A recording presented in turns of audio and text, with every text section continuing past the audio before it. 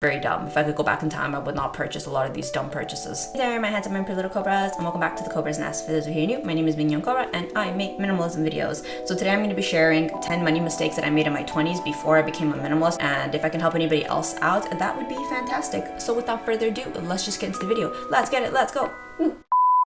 Number 1, the love of a lot of purses. You can love purses a lot, but I think the fine line for me was realizing that I could still love purses. I just didn't have to own a lot of them. One of the things that I would blow my money the most on when I was very young, like in my teens and my early 20s, is I bought a lot of purses, both fake and real, and it was just a massive waste of money because I like to spend my money on expensive things, the best that I could afford at the time. And at the time, the thing that was within my reach was Coach, so I would just go to the outlet and blow all my money on Coach. And it's like, where are those purses now? Nowhere. I'm not saying don't buy purses, I'm just saying buy 1 or 2 and then that's it. You don't need 5, you don't need 10. Okay, number 2, buying clothes as a part of my body struggle. So I had struggled with anorexia for a really long period of time, and I would, in my weight loss journey, motivate myself by buying 2 sizes too small or extra small or double extra small and starve myself into fitting those clothes. I think just buy clothes that actually fit you and maintain your body in a healthy weight. I don't have any of those clothes. Where are they now? Gone, decluttered, because nobody should be fitting a double extra small as an actual full-grown woman. Okay, number 3, not investing till I was 21 or 22 years old.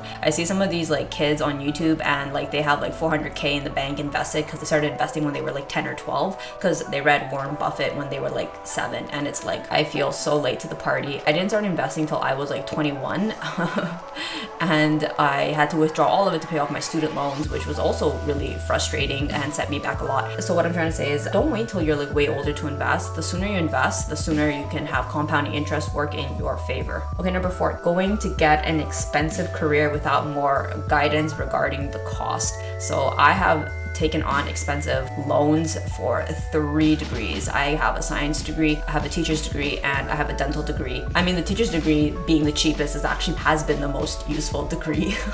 But if I could do it all over again, I would not go to university. I think university was not the return on investment that I had hoped for. I'm not saying, don't go to university. I think that's a personal choice, especially if you're poor. You don't have the luxury to look down on traditional education. For myself, if I could do it again, I think I might have gone to college or done something way more useful and just worked in my 20s instead of wasting a decade in education, which was just really stupid. Okay, number 5, having shopping as a hobby in my early 20s. I was a shopaholic and I didn't even know it.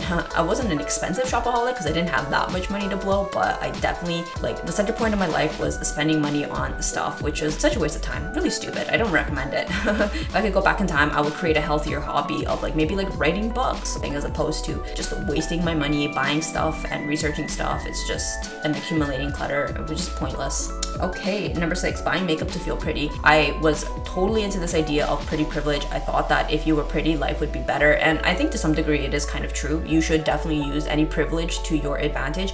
But I would buy a lot of makeup and put myself financially disadvantaged because I sought to be pretty when prettiness needs and that self-love needs to come from inside. Okay, number 7, making shopping wish lists. I don't know why I would make these wish lists because all it did was fuel my shopping addiction. I felt very productive in completing these shopping lists. Every time I bought something, I felt accomplished. Don't make shopping wish lists. It's not productive and it's a waste of money. Okay, number 8, buying anything trendy that I saw on Instagram.